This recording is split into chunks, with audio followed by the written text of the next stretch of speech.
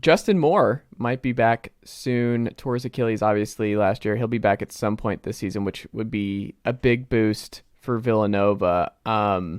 What do you make of the potential of a Justin Moore return for Villanova this year? They just lost to UConn 74-66. Villanova obviously not having the type of year many would hoped coming in to the season. They beat St. John's for Neptune's first Big East victory a few days ago.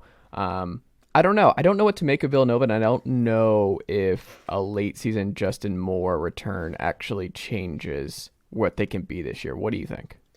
I think it kind of does. I mean, I would be a big help. I don't think it would make them into the Villanova I expected preseason, but they would be better. I mean, I wasn't ready to quit on Villanova at 2-5. I think there's still life in there. They've played really well the last few games. That St. John's one was solid. I honestly was even more impressed with how they played against UConn despite shooting poorly from deep. They had a solid defensive game. I wasn't taken aback by it or anything, but I was like, you know what, Villanova, there's still some life in there. There's still some good stuff they can do. It's a bad defense, no rim protection at all, bad at rebounding. The Pats' heads are falling off. But it's still Villanova in the sense like they're capable of having great shooting nights. They still never turn the ball over. And anytime you can add back Justin Moore to the equation, I think that's good. Ken Pom has them finishing tied for 5th in the Big East.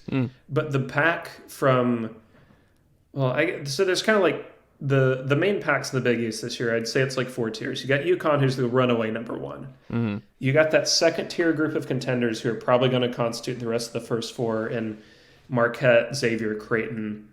And then you've kind of got the questions pack where it's like there's Villanova, there's Providence, there's St. John's, there's Seton Hall, there's Butler. These are all like solid to good teams who have giant flaws, but on the right night could probably beat anyone from that second pack, and on the really great night could potentially beat UConn. Villanova kind of belongs in that group to me where it's like they could break loose and, you know, sort of establish themselves among that group. Like you still have Eric Dixon, you still have Caleb Daniels, both of whom are having solid years. I don't know. I'm just not ready to give up on them. And once it fully flips to Big East play, anything really can happen. For sure. And we should also mention they beat a good Marquette team yesterday. Yes. So I think there is some reason for optimism. I think Neptune, will be okay here at Villanova. Somebody that I don't think is going to be okay, and I think Arkansas is in a little trouble here with Smith being out for the foreseeable future. They've been destroyed with the injury bug to this point this year. I think you and I were on this where it's like they're probably the most talented SEC team coming into this year.